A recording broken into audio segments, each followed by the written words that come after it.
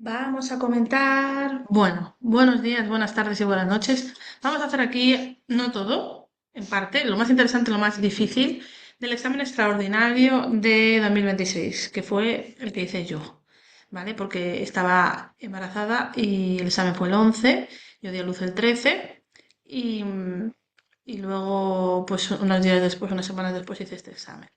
Em, bueno, yo estaba apuntada a la oposición y como profesora que soy, pues soy profe, pero me gusta acompañar a mis alumnos y ahí estaba yo.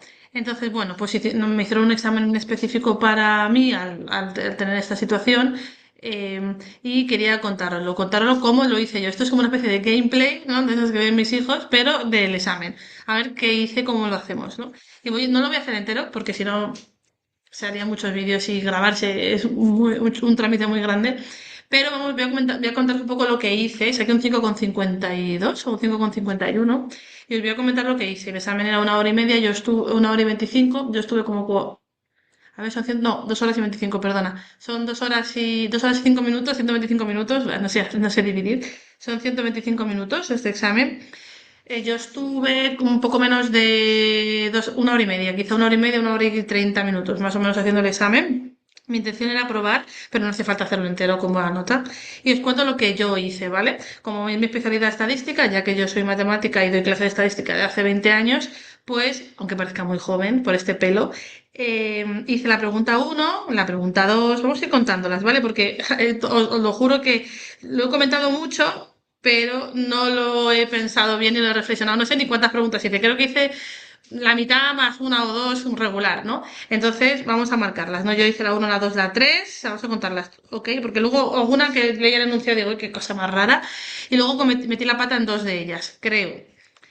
Bueno, pues como sabéis no tenemos la solución oficial de esto, así que yo creo que la hice mal.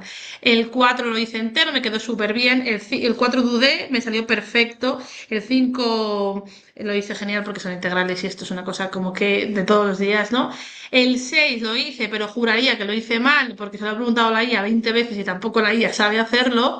Ahora os cuento cómo lo hice. Yo creo que metí la pata, pero creo que incluso tiene un error en el enunciado. No sé, sigue sin quedarme claro cómo hacer el 6. Lo pensaré bien para que el próximo curso lo podamos pensar.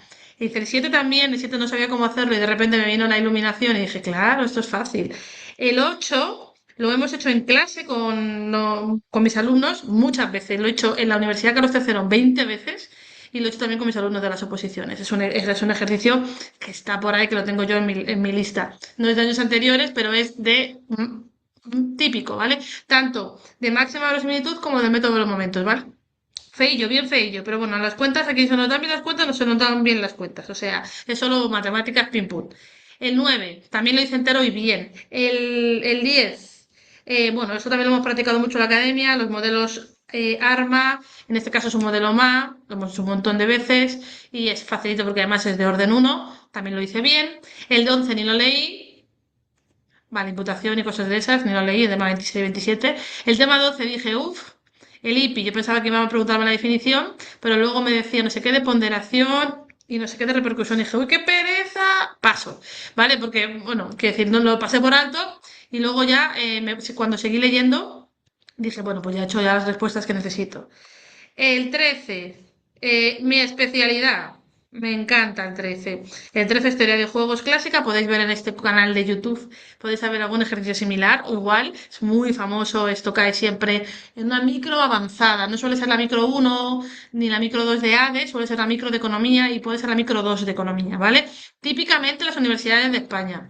A lo mejor alguno no lo da así, pero esto es famoso. El equilibrio de Cournot es famoso, ¿vale? Luego, el 12, el 14, lo habíamos trabajado mucho en clase, pero bueno, podemos hacernos un lío con la tasa de paro natural y la inflación esperada. Y yo estaba ahí como, madre mía, me salen números muy pequeños, pero me salió bien, porque luego se lo pregunté a la IA y me salió perfecto. Así que también hice el 14, ya van 12. Luego hice el 15, bueno, a mí las letras se me dan regular, igual que la gente de letra dice, a mí yo soy de letras, pues yo digo, yo soy de números. Así que a mí a la hora de redactar no cometo faltas y no escribo mal, pero no me fío de mí misma. Entonces, este ejercicio lo hice entero, me ocupó una página, una cara y media, y un poquito. La función de mejor respuesta está entroncada con el ejercicio de arriba, ¿vale? Lo trabajamos siempre que hacemos un equilibrio de cantidades o Cournot de Bertrand de precios. Y yo creo que el 13, o sea, creo que el 15 lo hice bien y se acabó. Vale, contabilidad no es cosa mía, es que ni lo leo. Paso, paso, paso, paso, paso, paso, paso, paso, paso, paso, paso, paso, no hice nada de esto. Y luego fui a muestreo. En muestreo hice el 23, no estoy segura si lo hice bien, todavía no he comprobado conmigo misma, creo que sí lo hice bien, era fácil, son grupitos. Luego el 24 también dudaba si, bueno, voy a marcarlo, ¿eh? No he comprobado estos. Es que claro, o sea, los de estadística son integrales y es fácil, bueno, integrales, no derivadas, es fácil ver si lo tienes bien porque es coherente. Pero en cambio aquí me salía coherente, pero siempre tengo esta incertidumbre con tantas fracciones. También hice el 23 y el 24, pero de aquí puedo dudar que tenga la puntuación entera. Porque cuando luego me decían intervalo muestral de A igual a 3, dudé si empezamos en el tercero o era el primero y saltábamos al cuarto. Luego os cuento. Bueno, no creo que sea en este vídeo, pero luego lo cuento. Y si no, lo cuento a mis alumnos presenciales. Así que hasta el 3 los hice perfectos. ¿Vale? Saqué un 5,5, así que lo normal es que estos fueran perfectos, con algún error. A mí lo que me interesa mucho también es saber qué errores pude cometer. Y este fue el 14, que ya digo, lo hice, creo que pude meter la pata, y el 15 que creo que pude meter la pata, ¿vale? Así que ahí, por ejemplo, se me podrían haber puesto la mitad de la puntuación, o a lo mejor lo hice bien y metí la pata en alguno de los de atrás, ¿vale? Porque ya digo, los de teoría no me gustan por la incertidumbre de que te falte algo. En cambio, los de mates lo haces todo y ya está. Bien, luego me animé con el 26 es que os lo voy a contar porque es muy gracioso, hice el 26 de informática, que estos rollos, todos los bits, los bytes, pasar de hexadecimal a binario tal, que también nos encanta, pero confundí un bit con un byte. Vergüenza ajena. Así que claro, lo hice todo mal. Bueno, yo creo que esto lo podéis hacer vosotros, ¿no? Con la IA tal, pero bueno, confundí un bit con un byte, que en realidad bits, bytes, se escribe parecido, se dice parecido, joder. Salí por la puerta del examen diciendo, soy imbécil, soy de la generación de los megabytes y de los tera y de todas estas cosas que las sabemos bien. Pues nada, y a partir de ahí ni me lo leí. Me han dicho que las preguntas de derecho no eran fáciles. No, yo soy de números. Así que eso os cuento. Esos son los ejercicios que hice, ¿vale? Hice del 15 ejercicios. Mi objetivo era hacer 13, pero claro, era jugármela, porque hacer 13 implica hacerlos perfectos y, oye, somos todos muy despistados, algunos más que otros, entonces siempre se nos puede colar alguna cosita. Vale, bien, vamos a empezar a resolverlos. Algunos no, porque son muy fáciles, ¿vale? Por ejemplo, las definiciones os buscáis la vida. Os puedo decir alguna cosita de detalles, pero cosas que no pueden faltar, pero no son difíciles los de teoría. El uno. En términos de estadística descriptiva, ¿qué tipo de medidas son los cuartiles? Medidas de posición. Atención que dice cuartiles, no cuantiles. Con N es generalización, ¿vale? Con N, cuantiles, con N, pueden ser percentiles, deciles, cuartiles, pero cuartiles es de cuartos. Entonces yo pues, puse Q1, puse Q2, puse Q3, también indiqué que Q2 era la mediana, define de forma clara cada uno de los cuartiles indicando cuál es su significado y cómo pueden interpretarse dado un conjunto de observaciones. Vamos a ver. Para hacer, a ver, vamos a ver. Os cuento lo que yo creo. Estos son siempre creencias. El temario no empieza por estadística descriptiva. O sea, el primer tema es estadística teórica, probabilidad, luego ya integrales, variable continua, variable discreta, esperanza, pim pam. Temas uno, 2 y 3. Pero tradicionalmente el examen empieza por estadística descriptiva, como antiguamente, porque antiguamente había un bloque de descriptiva y un bloque de estadística teórica, como debería ser, y ahora te lo remezclan todo y los temas de estadística descriptiva empiezan a partir del 12, creo. Estadística descriptiva 1, estadística descriptiva 2. Yo creo que deberían separarlo en dos bloques. ¿Vale? Por respeto a la estadística, pero ahora mismo está junto.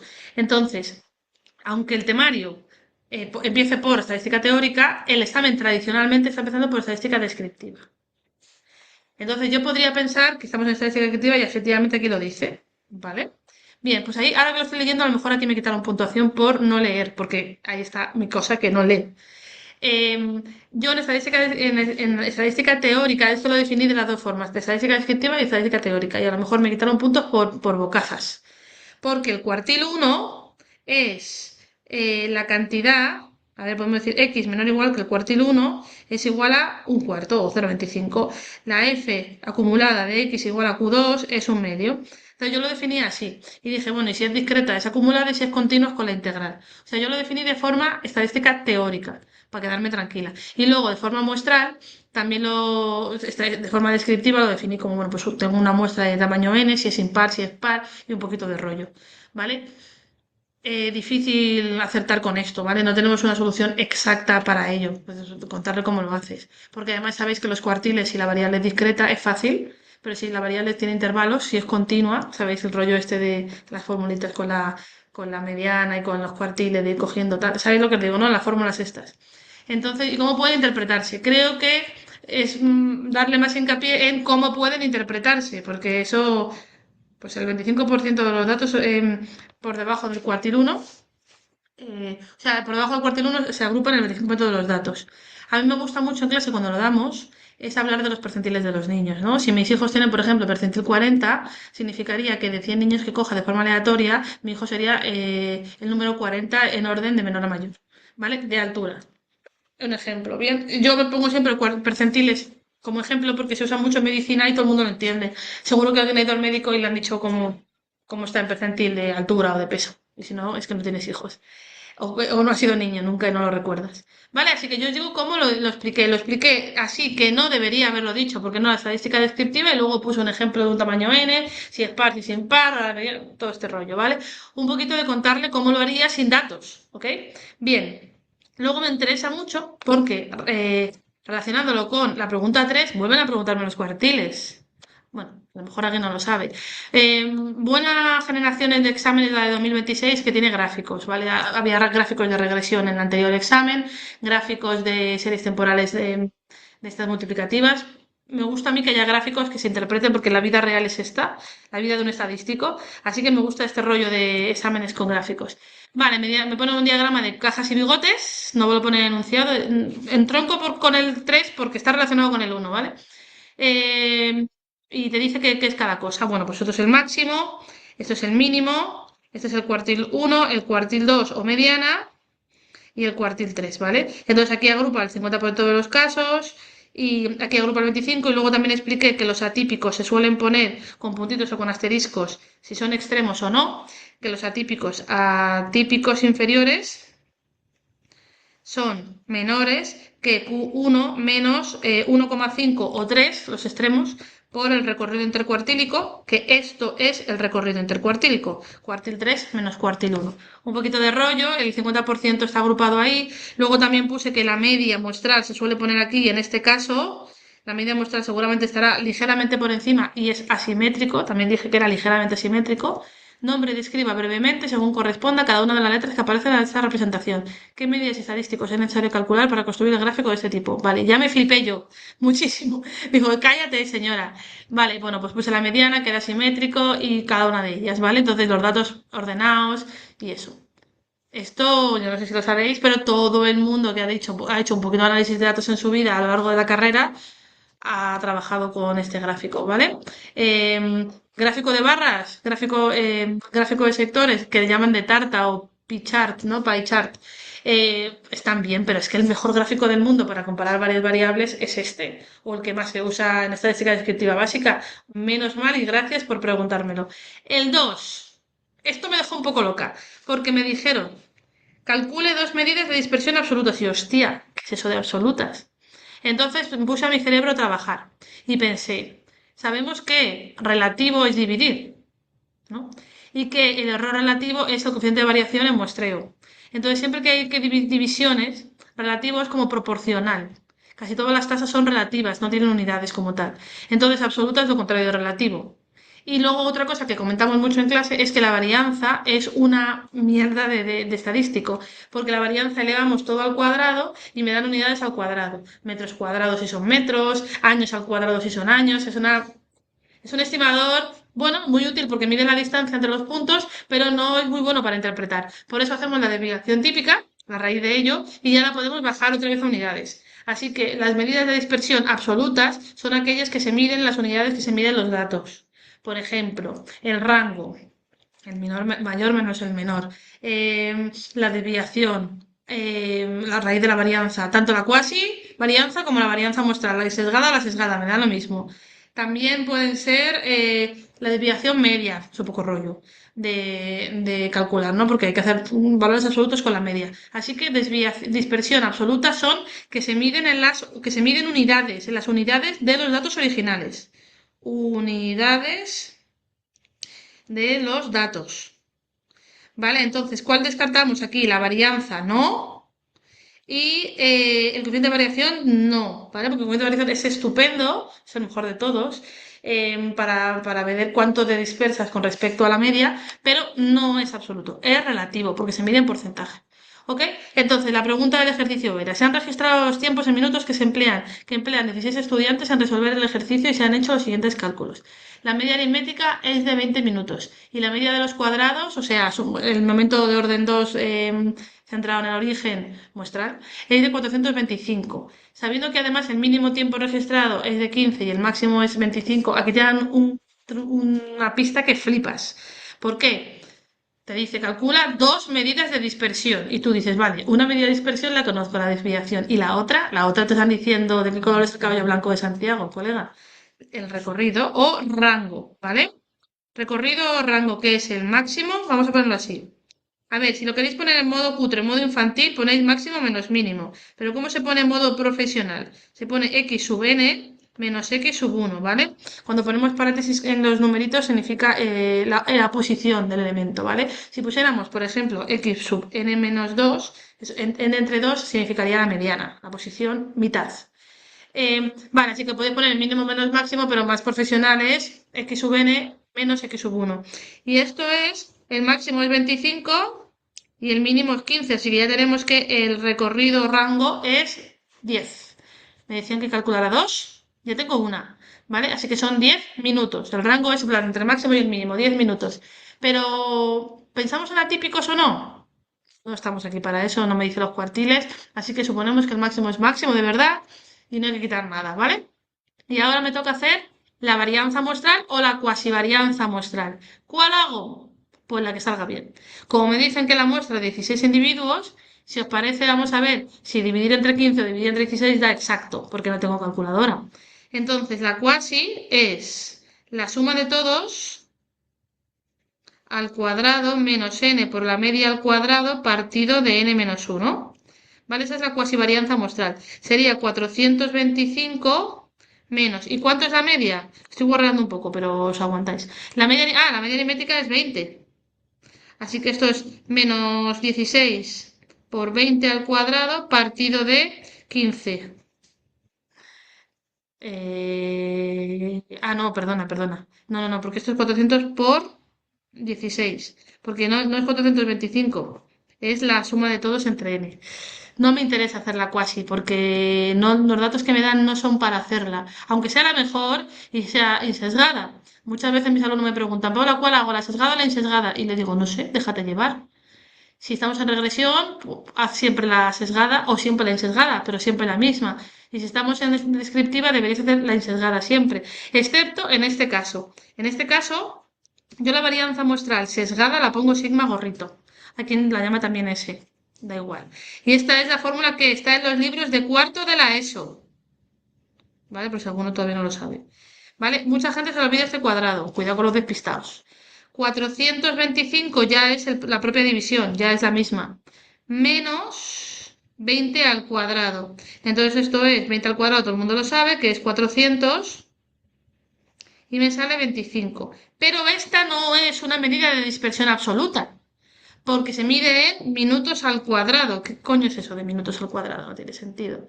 Pero me dijeron absoluta. Entonces la desviación muestral es la raíz de 25, que es 5. Bueno, yo creo que le hice la raíz de 5. Yo al menos lo pensé, pero claro, eso podría ser otro error. Otro error de persona despistada.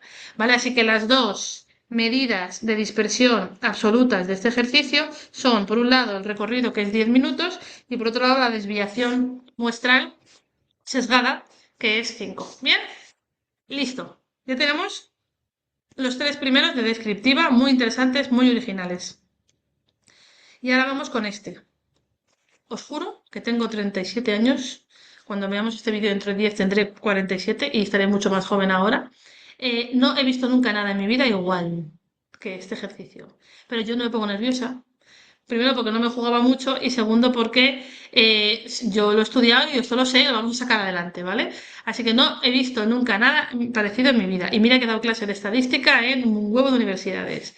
Así que vamos a hacerlo. ¿Qué tengo yo aquí preparado para vosotros? Tengo preparado el examen, pregunta por pregunta, para resolverlo juntos.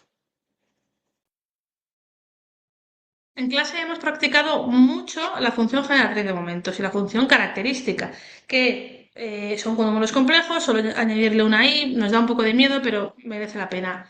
A mí me gustaría que la preguntaran mucho más a menudo. Hay asignaturas de la universidad, de la carrera de estadística, que la preguntan todo el rato, porque es muy potente, ¿no? Generatriz de momentos. Está relacionada con niveles muy avanzados de mates, esto seguro que los matemáticos lo controlan bien, con series de Taylor. Bueno, aquí hay muchísima chicha matemática que sacar, así que para mí, si yo fuera al tribunal, sería una de las preguntas que preguntaría a menudo para poner a prueba a la gente, tanto en diplomados como en superiores. Entonces, este ejercicio es una variable aleatoria mixta. Yo, para mí, mixta es una cerveza. Yo no habría pensado nunca una variable aleatoria mixta. La verdad es que no lo he buscado en Google, si hay algún ejemplo por ahí. No sé en qué cabeza estaba esto, pero me encanta porque me gusta que me pongan a prueba con cosas raras. Entonces yo cuando lo vi dije, no entiendo nada, socorro. ¿Por qué dice mixta? Porque tiene parte continua, además la forma se nota, ¿no? Es una f de x, y parte discreta, ¿vale? La parte discreta es la que tiene los iguales y la parte continua es la que tiene los intervalos. Bien, lo primero que yo hice, yo os cuento lo que hice, ¿vale? Os cuento lo que hice. Lo primero que hice yo, no me estoy enterando de nada. Vamos a ver si es una función de densidad. Porque es que ni siquiera se le puede llamar función de densidad, porque como es una mixta, la función de densidad es para variable continua, la función de masa o de probabilidad es para variable discreta. ¿Cómo se llama esto? Entonces, lo primero que hice yo fue comprobar que estuviera bien definida. Entonces, como no me quiero mojar y no sé, comprobar que sume uno, ¿vale? Y aquí descubrí cosas. Descubrí que a lo mejor tenía que quitar algún hueco, ¿no? Entonces, el dominio, ¿cuál es el dominio? Me queda claro. El dominio es una mezcla entre el cero, entonces tenemos la parte del dominio que es cero, uno y 2, ¿vale? Y por otro lado, o sea, ahí tenemos tres cosas. Entonces, la probabilidad de x igual a cero más la probabilidad de x igual a uno más la probabilidad de x igual a 2 es, ¿lo veis, no? Un octavo, 5 octavos y cero. Un octavo más 5 octavos más 0. Ya sé que lo de 0 es absurdo, pero igualmente lo ponemos. 6 octavos. No simplifico, porque luego a lo mejor con la integral sumar me queda mejor. Vale, así que me quedan 2 octavos para llegar al 1. Entonces luego tenía como dos intervalitos, el 0 y el 1, y aquí, bueno, tres intervalos. Lo que pasa es que uno de ellos es poca chicha. Entonces, el otro sería, esta es la parte discreta. Y la parte continua, bueno, y luego, por cierto, esta parte de aquí arriba del todo y esta parte de aquí arriba del todo es lo típico de cero en el resto. ¿Vale? Bien, ok. Y luego también tenía un poquito de duda, creo que tenía una duda con un solapamiento.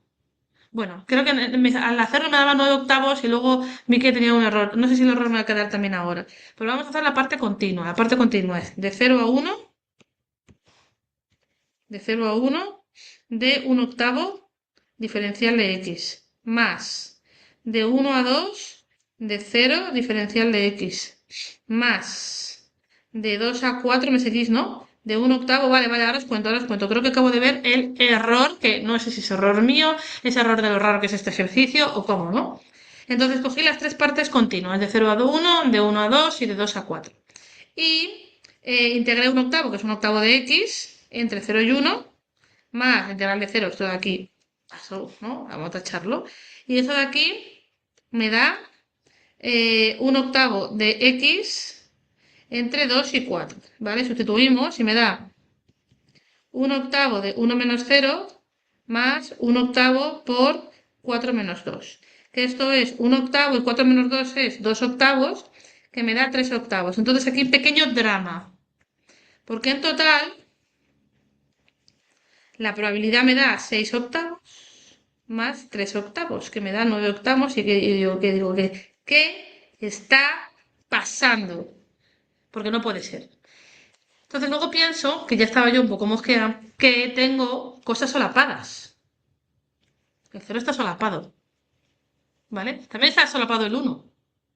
Ah, aquí está el uno y luego también está solapado el 4. ¿Qué hacemos? Bueno, pero el 4 no, el 4 está solapado, pero podríamos decir hablar de continuidad, pero es que la función de densidad no tiene que ser continua, la que tiene que ser continua es la función de distribución. Entonces el uno está solapado, pero no pasa nada.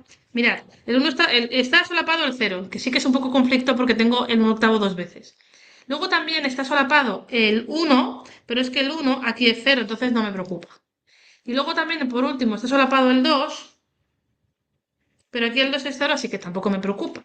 El solapamiento solo se da en el uno, que está dos veces. Es en el cero, que está dos veces. ¿Qué hacemos? Uno de los dos lo quitamos. No pasa nada cual quites, porque como la función es discreta y continua, da igual incluir el cero que no incluirlo. Entonces lo que voy a hacer va a ser reescribir. Vale, yo podría pensar que esto es malicia, pero probablemente sea despiste de la persona que ha puesto el examen. Reescribir. Si la puesto aquí, que escriba en la caja de comentarios y que diga, no, es que fui a joderte. Pues también puede decir eso, ¿no? Pero probablemente casi siempre haya ratas en los enunciados. En la universidad cometemos un montón de ratas. Entonces aquí hay cierto solapamiento y hay un poquito, puede ser malicia, porque no es una errata, ¿vale? Puede ser malicia. Pero yo creo que es más bien pues abuso de notación que ya como que lo he escrito mucho. Entonces yo lo que haría sería reescribir la función y decir, le voy a poner el cero dos veces. Lo que hacemos es un octavo y lo ponemos aquí, cero menor o igual que x menor que uno, chimpún. He agrupado en un octavo que estaba dos veces, ¿vale? Porque esto de aquí, 9 octavos, era mayor que uno y no puede ser. Y luego decimos 5 octavos si x es igual a uno, ¿vale? Luego cero si estamos entre uno y 2 y puedo poner directamente menor o igual porque en el 2 también es cero y luego un octavo si estamos entre 2 abierto y 4 y podemos poner cero en el resto ya, ¿vale? Si os parece, cero en el resto. Que el resto agrupa tanto menor que uno, menor que cero, como mayor que 4. Entonces ahora sí que cuadra. Bueno, podéis probarlo y ahora lo que vamos a hacer es que esto de aquí, o quitamos ese de ahí o quitamos este de aquí. Un octavo lo quitamos porque lo hemos sumado en dos sitios, ¿vale? Y ahora reflexionamos y ahora he entendido el ejercicio. Comprobáis que la suma de todo, la mezcla entre la suma y la integral, ¿no? Aquí estaríamos haciendo suma y aquí estaríamos haciendo integral. La mezcla entre la suma y la integral da 1, perfecto. Entonces, procedemos al segundo paso. ¿Veis mi forma de pensar? No, mi forma de pensar es, ¿qué coño es esto? Vamos a ver si tiene sentido y ahora arranco. Os recuerdo, yo quizás a mis alumnos les diría, déjalo sin responder.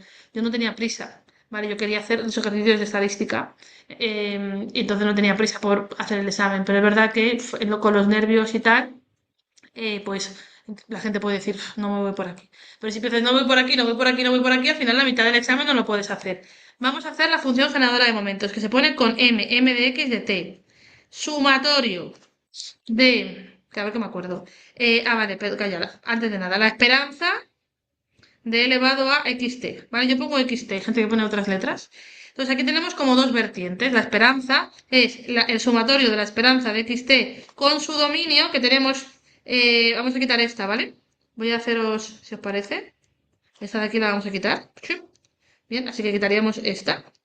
Eh, entonces haríamos el sumatorio de cuáles. De x igual a 1 a 2. De 1 a 2 por la probabilidad de x igual a x. Entonces tenemos elevado a... Ahora me acabo de acordar. Aquí yo hice algo mal.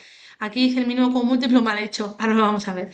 Elevado a 1 por x que esté, o sea, 1 por t que esté por la probabilidad de x igual a 1 más la de 1, ¿verdad? No la de 0. Vale. Ok, 5 octavos y la de cero. Vale. Más elevado a 2t por la probabilidad de x igual a 2. No quiero meter la pata, que luego tengo que subirlo a YouTube. Si meto la pata tengo que repetirlo. Esto es un octavo, ¿no? La probabilidad de x igual a 1. Aquí tenemos un octavo. No, coño. 5 octavos. Madre que me parió. Perdonad, hablo muy mal. Mi madre me dice, pero hija, ¿tú hablas así de mal también dando clase? Y yo, efectivamente, lo siento.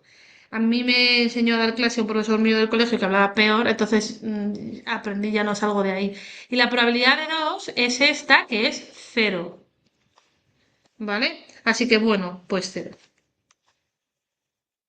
Así que esto es 5e elevado a t partido de 8, ¿vale? El uno, o sea, el cero, que era un octavo, no lo meto aquí, ¿vale? Ya lo he metido en el otro sitio, ¿veis? Aquí está. Y ahora hago la parte, y bueno, y la función de general de elementos va a sumarse. Tengo esta parte y luego la otra parte, vamos a poner si queréis parte uno y parte 2. Esto que ponemos arriba es un superíndice, ¿vale? Elevado a xt, que es la integral de elevado a xt son varias, ¿vale? Por la función f de x diferencial de x. ¿Y qué zonas teníamos, chicos?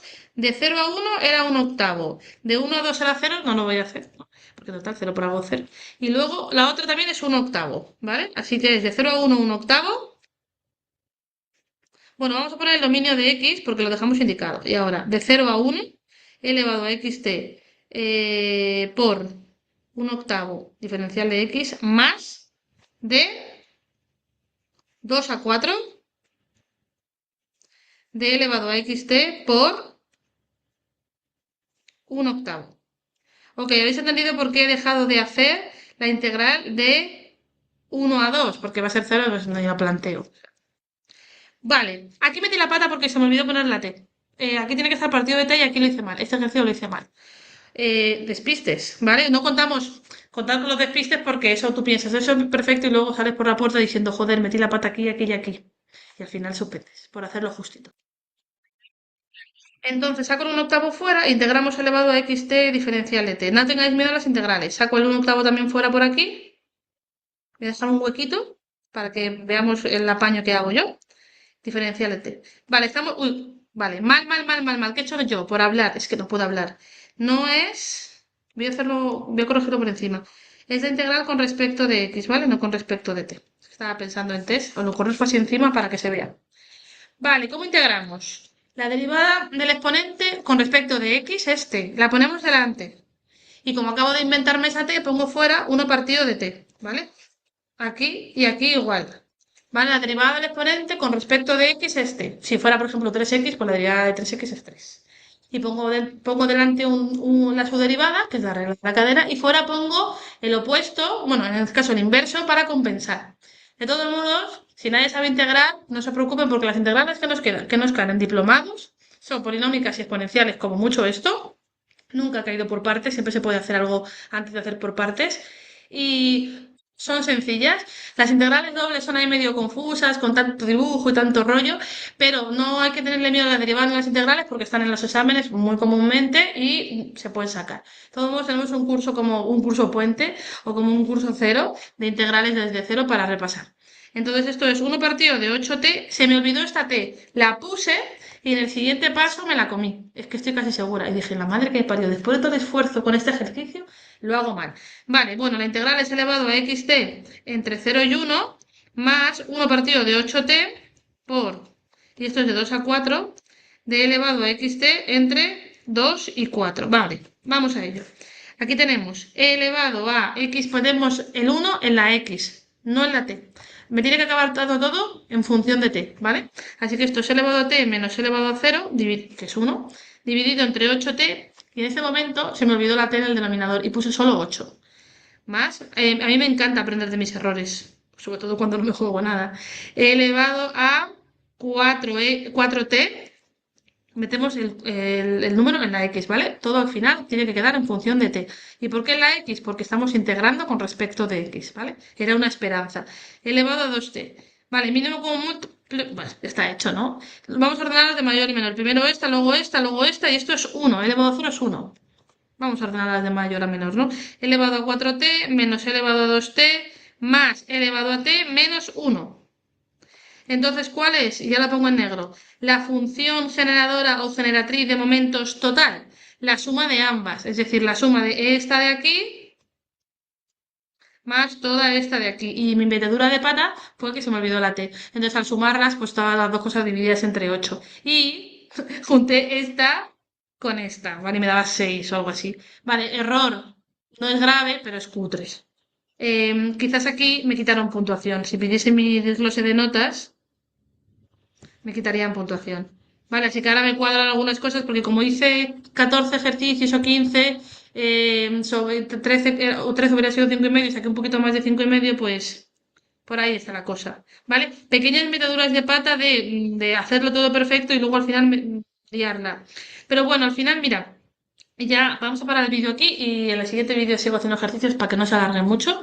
Pero al final lo importante es que esté bien formalizado, de verdad. Que yo no sé quién es el tribunal, yo no sé cuáles son sus criterios de evaluación, sé quién es su rúbrica, pero yo corrijo la PAU, corrijo muchos exámenes de universidad y al final, cuando nos llega un alumno que lo tiene todo bien escrito, todo bien mono, con su uniforme, con su definición de variables, con su teoría bien puesta, y hace las cuentas y al final mete la pata de una cosita, le quitamos poco, porque la rúbrica lo importante es la formalidad, no las operaciones, y más aún en un examen sin calculadora.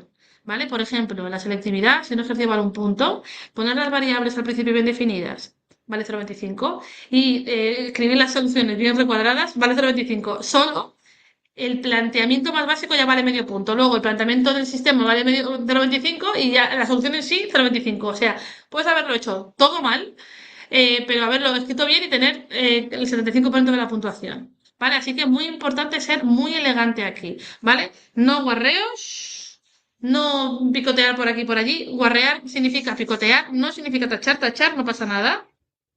Y sobre todo, y esta es una recomendación personal, recuadrar soluciones. No con esta mano que tengo yo aquí de Parkinson, recuadrar soluciones para facilitar la corrección a los tribunales que no cobran una mierda por corregir. No sé, pero yo por lo menos cobro 2 euros por cada examen de la PAU y vamos a intentar facilitarle el trabajo a esta gente.